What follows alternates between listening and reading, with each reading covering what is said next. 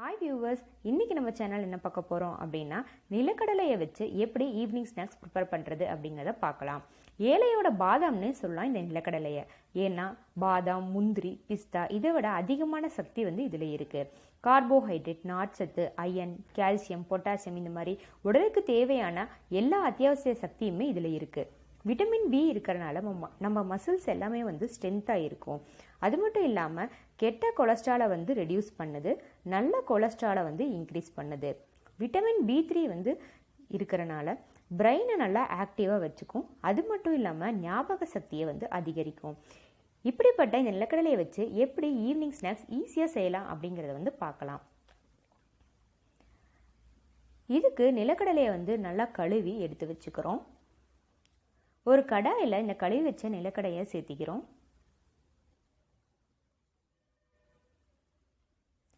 கடலை நல்லா மூழ்கிற அளவுக்கு தண்ணி சேர்த்திக்கிறோம்.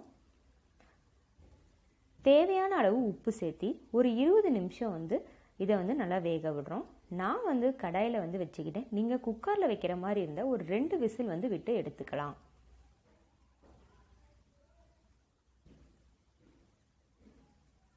இப்போ இந்த கடலையை எடுத்து நல்லா தண்ணியை ஃபில்டர் பண்ணி தனியாக எடுத்து வச்சுக்கிறோம்.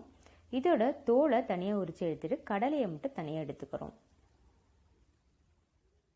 ஒரு பவுலில் உரிச்சு வச்சிருக்க கடலையை சேர்த்திக்கிறோம்.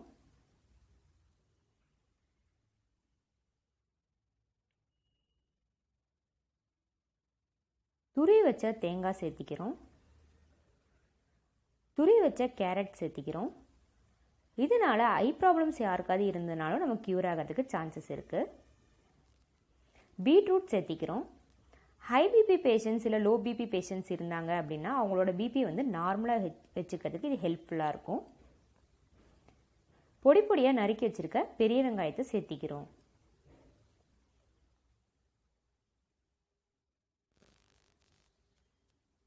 இதோட வரமிளகா தூள் 1/2 ஸ்பூன் சேர்த்திக்கிறோம். நம்ம குழந்தைங்களுக்கு கொடுக்குற மாதிரி இருந்தால் காரத்தை கொஞ்சம் கம்மியாகவே யூஸ் பண்ணிக்கலாம். மிளகுத்தூள் கொஞ்சம் சேர்த்திக்கிட்டு நல்லா கலரி விட்டுக்கிறோம். ஃப்ளேவருக்காக கொத்தமல்லி தழையை ஆட் பண்ணிக்கிறோம்.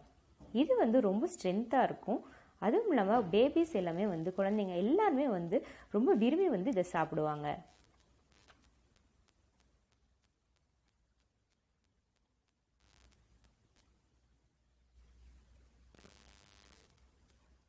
இதில் 2 ஸ்பூன் தேங்காயை சேர்த்து நல்லா கலரி விட்டுக்கிறோம்.